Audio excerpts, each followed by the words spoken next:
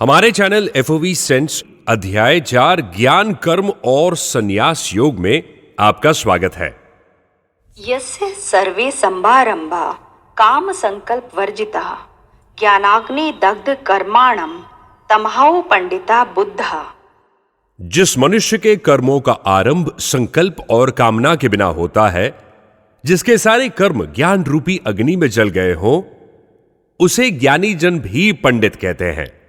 कर्म योग से सिद्ध हुए मनुष्य में संकल्प और कामना दोनों ही नहीं रहते। गृहस्थ जीवन में अपने कर्तव्य कर्म करते हुए अपने जीवन का निर्वाह करने वाला व्यक्ति महान होता है।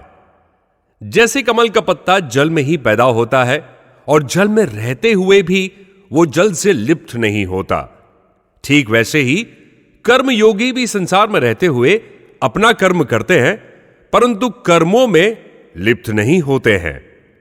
इस तरह के कर्म योगियों को पंडितों का भी पंडित और ज्ञानियों का भी ज्ञानी कहा जाता है। जो मनुष्य अपने सभी कर्मों से मिलने वाले फल के बारे में नहीं सोचता है, उन फलों का त्याग करके हमेशा संतुष्ट तथा स्वतंत्र रहकर कामों में व्यस्त है, वास्तव में वो मनुष्य निश्चित रूप से कुछ भी नहीं करता है। जैसे एक सेना विजय की इच्छा से युद्ध जरूर करती है, लेकिन विजय होने पर वो विजयी राजा की मानी जाती है, क्योंकि राजा ने ही सेना के जीवन निर्वाह का प्रबंध किया था, उसे सामग्री दी, युद्ध के लिए प्रेरित किया। इसी तरह शरीर, इंद्रियां, मन, बुद्धि आदि कर्म सामग्री के साथ संबंध जोड़ने से ही जीव उनके द्वारा किए गए कर्मों के फल का भोगी होता है। जिस व्यक्ति का शरीर और मन अपने वश में है और जिसने सभी प्रकार के भौतिक संग्रह का त्याग किया है, ऐसा इच्छा रहित कर्म योगी केवल शरीर से संबंधी कर्म करते हुए भी पाप को प्राप्त नहीं करता है। उसे अपने आप जो कुछ मिल जाए वो उसी में संतुष्ट रहता है। वो जरा से भी ईर्ष्या का भाव उसमें अंदर नहीं होता और इच्छा से रहित सिद्धि और असिद्धि में एक समभाव रखते हुए भी वो कर्मों से नहीं बनता है। जैसे दो दुकानदार हैं और वो आपस में मित्र हैं, एक की दुकान दूसरे की अपेक्षा ज्यादा चल जाती है तो उसमें थोड़ी सी ईर्ष्या पैदा हो जाती है। अब इस ईर्ष्या दोष के कारण मित्र ने अपने मित्र की उन्नति न देखी न सहन की।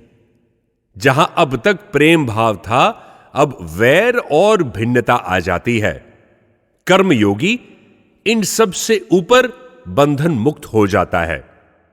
आप यह मान लीजिए, एक नाटक में एक इंसान लक्ष्मण और दूसरा व्यक्ति मेघनाद का रोल प्ले कर रहा है। दोनों ही अपने रोल को ठीक तरह से निभाते हैं। वे दोनों रोल सही से निभा जरूर रहे हैं, परंतु वास्तव में खुद को लक्ष्मण या मेघनाथ नहीं मानते हैं। बिल्कुल ऐसे ही कर्मयोगी व्यक्ति भी अपने कर्तव्य का पालन करता है, परंतु उनसे अपना संबंध नहीं मानता। वो समता की स्थिति में आ जाता है और कर्म करते हुए भी वो उनसे कभी नहीं बनता।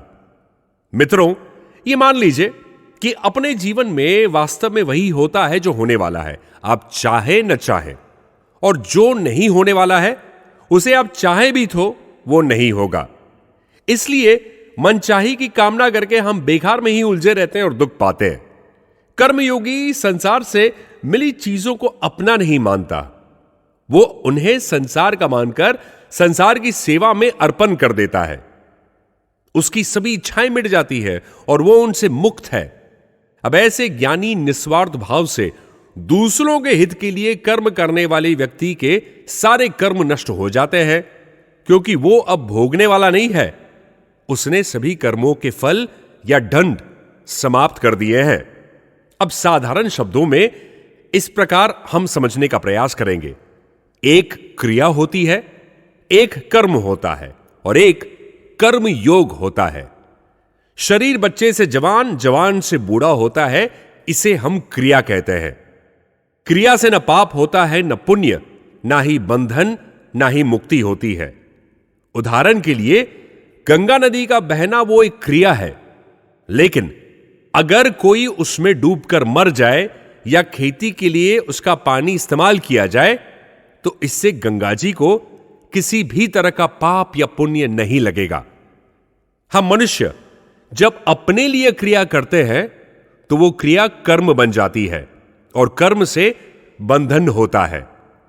इन कर्मों के बंधन से छूटने के लिए मनुष्य जब निस्वार्थ भाव से दूसरों की भलाई करता है तो वो कर्मयोग कहलाता है। कर्मयोग में ममता यानी मेरापन का त्याग हो जाता है।